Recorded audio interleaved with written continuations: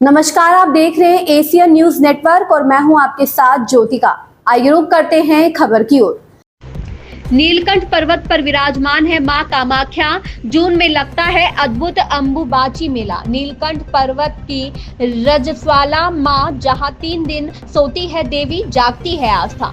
देश के असम राज्य में गुवाहाटी की पहाड़ियों में जब सुबह की पहली धूप नीलकंठ पर्वत पर पड़ती है तो वहां कुछ अलग ही एहसास होता है। पेड़ों की सरसराहट में कोई मंत्र गूंजता है और हवाओं में भक्ति की सुवास होती है।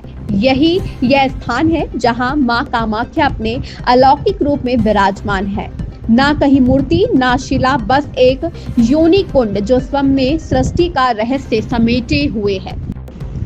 मां कामरूप की इस देवी को तंत्र की अधिष्ठात्री कहा जाता है, जहां भक्त अपने भय, मोह, पीड़ा और लालसाओं को लेकर आते हैं और मां की शक्ति में उन्हें भस्म कर वापस लौटते हैं। शांत, निर्विकार और आश्वस्त कहा जाता है। यहाँ वो बोलती नहीं पर सुनती सबकी है। जो मां कामाख्या एक और साधारण भक्तों की गोद भरती है, वहीं दूसरी ओर तांत्रिकों को सिद्धि भी देती है। इस जून के महीने में यहाँ लगता है भारत का सबसे रहस्यमयी मेला अंबुबाची। 3 दिन तक मंदिर के पट बंद रहते हैं। मान्यता है कि इस दौरान मां रजस्वला होती है।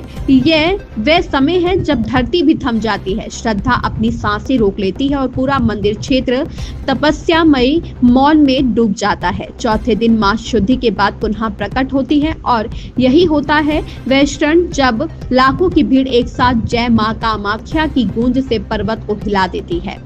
इस मेले में केवल श्रद्धालु नहीं बल्कि भारत भर से साधु, अघोरी, नागा बाबा और तांत्रिक भी आते हैं। कोई भस्म लगाकर आता है, कोई जटा में बंधा संकल्प लेकर, तो कोई वर्षों की तपस्या का उत्तर मां से मांगने। यह मेला एक भक्ति का महायज्ञ है जहां आस्था, तंत्र और लोक मान्यताएं मिलकर एक अनोखा अध्यात्म रचती हैं।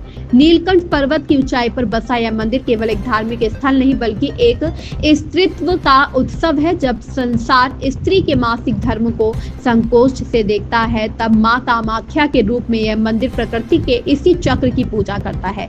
यहाँ मासिक धर्म कोई शर्म नहीं बल्कि शक्ति का प्रतीक है। आप देखते रहिए शीतल निर्भीक और रंजना वर्मा की खास खबरें। इस खबर में बस इतना ही। बने रहिए एशियन न्यूज नेटवर्क के साथ।